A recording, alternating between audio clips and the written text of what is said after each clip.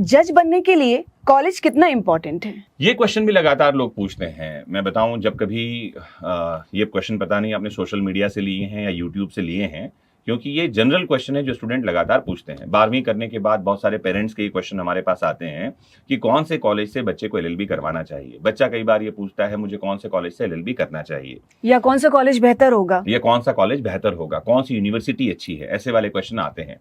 आपको बताऊं एक बात में, अगर भारत के टॉप लॉ यूनिवर्सिटीज की बात करें तो इसमें एनएलयूज आते हैं, नेशनल लॉ यूनिवर्सिटीज जो हैं ये टॉप इंस्टीट्यूट्स में आते हैं जहां से एलएलबी करना सबसे बढ़िया है। लेकिन इनमें सीट्स लिमिटेड हैं। क्लैट और एआईएलईटी जैसे एग्जाम होते हैं जिनको पास करने के बाद कुछ चुनिंदा बच्चे जो है वहां सीट रिजर्व कर पाते हैं। तो अगर आपके पास ये क्षमता है कि आप कॉम्पिटिटिव एग्जाम पास करके एनएलयू से कर सकें, डीयू से कर सकें, बीएचयू से कर सकें, तो ये कुछ नामी इंस्टीट्यूट है। लेकिन फिर भी मैं बता दूं, इन इंस्टीट्यूट से एलएलबी करना आपके सिविल जज बनने की गारंटी नहीं है।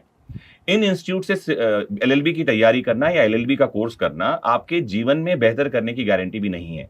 ये बात और है कि ये इंस्टीट्यूट आपको बढ़िया बेस प्रदान करते हैं। Point to be noted. Point to be noted, base अच्छा मिलेगा।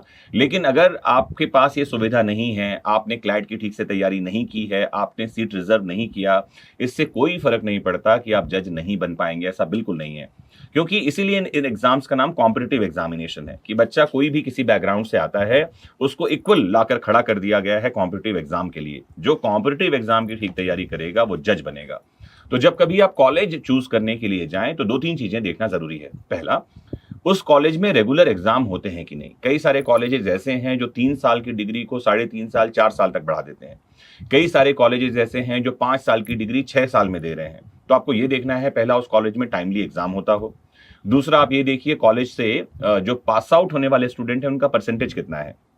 मतलब 90-95% से ज्यादा अगर स्टूडेंट पास हो रहे हैं तो वो कॉलेज बढ़िया है। अगर वो 50-60% पास हो रहे हैं, 40% फेल हो रहे हैं, तो वो कॉलेज आपका नहीं है।